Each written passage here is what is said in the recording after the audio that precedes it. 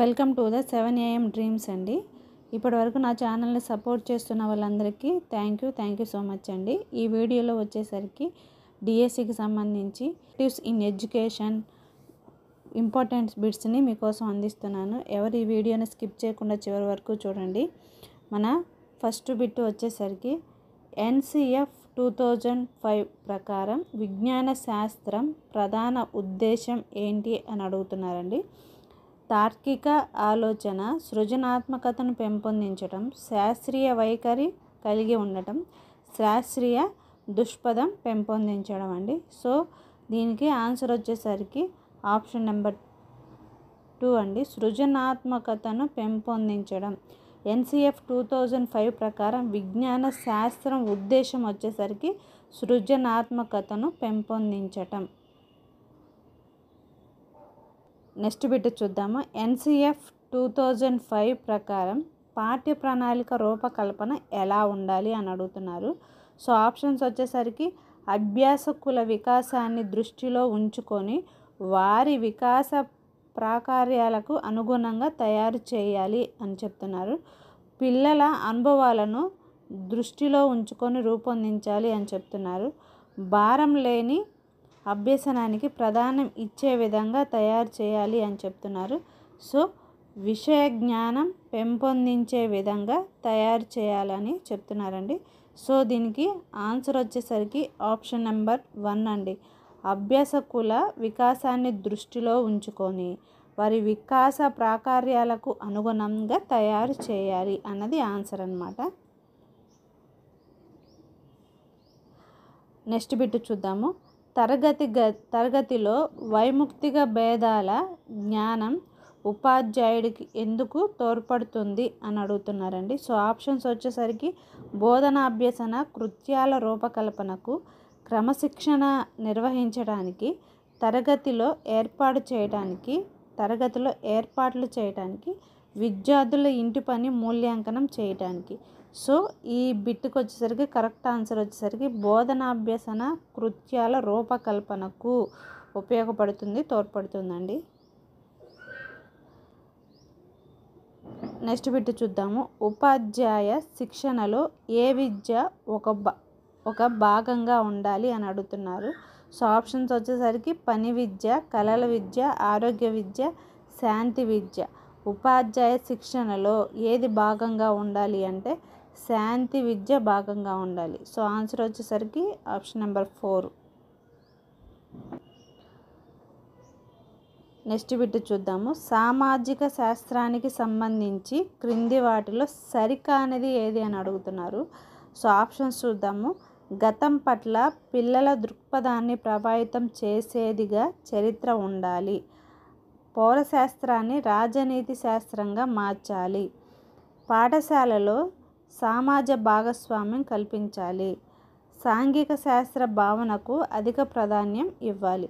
So వీటిల్లో correct answer వచ్చేసరికి option number 3 అండి, పాఠశాలలో సమాజ భాగస్వామ్యం కల్పించాలి అన్నది కరెక్ట్ ఆన్సర్. నెక్స్ట్ బిట్ చూద్దాము. క్రింది వాటిలో అధ్యాయం 2కు సంబంధించింది ఏది అని అడుగుతున్నారు. సో ఆప్షన్స్ వచ్చేసరికి గుణాత్మక విద్యను అందించాలి, బోధనా పద్ధతులు ప్రశ్నించటానికి, ఆలోచించటానికి అవకాశం కల్పించాలి, నిరంతర సమగ్ర మూల్యాంకనం చేపట్టాలి, ప్రజాస్వామ్య పద్ధతిలో స్వీయ క్రమశిక్షణ పెంపొందించాలి. సో అన్నీ వచ్చేసరికి కరెక్ట్ లాగే ఉంటుంది కదా, కానీ ఒకటి మాత్రమే కరెక్ట్. ఏంటి అంటే బోధనా పద్ధతులు ప్రశ్నించడానికి, ఆలోచించడానికి అవకాశం కల్పించాలి. So option number 2 correct. Next bit చూద్దాము. ఎన్సిఎఫ్ 2005 ప్రకారం శిశువు కేంద్రీకృత విద్యకు సంబంధించినది ఏది అని అడుగుతున్నారు. ఆప్షన్స్ వచ్చేసరికి పిల్లల అనుభవాలకు అవకాశం కల్పించాలి, విద్యార్థుల క్రియాశీల భాగస్వామ్యానికి అవకాశం కల్పించాలి, జ్ఞాన నిర్మాణంలో ఉపాధ్యాయుడు క్రియాత్మకంగా ఉండాలి, పిల్లల ఆలోచనకు స్నానం కల్పించాలి. సో దీనికి కరెక్ట్ ఆన్సర్ వచ్చేసరికి ఆప్షన్ నెంబర్ 3 అండి, జ్ఞాన నిర్మాణంలో ఉపాధ్యాయుడు క్రియాత్మకంగా ఉండాలి. సో ఆప్షన్ నెంబర్ 3 అండి. నెక్స్ట్ బిట్ చూద్దాము. అధ్యాయం 4కి సంబంధించి సరైనది ఏది అని అడుగుతున్నారండి. ఆప్షన్స్ వచ్చేసరికి ప్రతి విద్యార్థి ఆసక్తులను, శక్తి సామర్థ్యాలను వెలికి తీసేలా పాఠశాల సంస్కృతి ఉండాలి అని చెప్తున్నారు.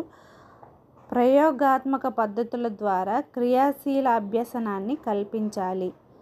ఉమ్మడి పాఠశాల వ్యవస్థ ఉండాలి. ఉపాధ్యాయులకు వృత్యంతర శిక్షణ ఇవ్వాలి.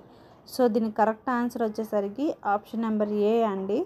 ప్రతి విద్యార్థి ఆసక్తులను, శక్తి సామర్థ్యాలను వెలికి తీసేలా పాఠశాల సంస్కృతి ఉండాలి. Option number 1. చూద్దాము. క్రింది వాటిలో సరైనది ఏది అని అడుగుతున్నారు.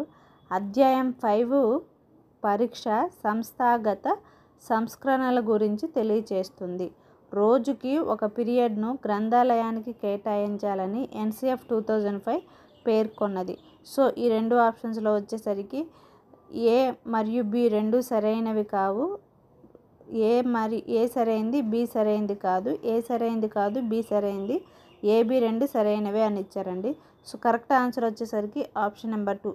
ఏ మాత్రమే సరి అయింది, బి సరైనది కాదు అనమాట. సో ఇలాగా ఇప్పుడు డిఎస్సి ఎగ్జామ్స్ జరుగుతుంటే ఇలా ఇస్తున్నారండి బిట్. సో ఆన్సర్ వచ్చేసరికి ఏ సరైనది, బి సరైనది కాదు.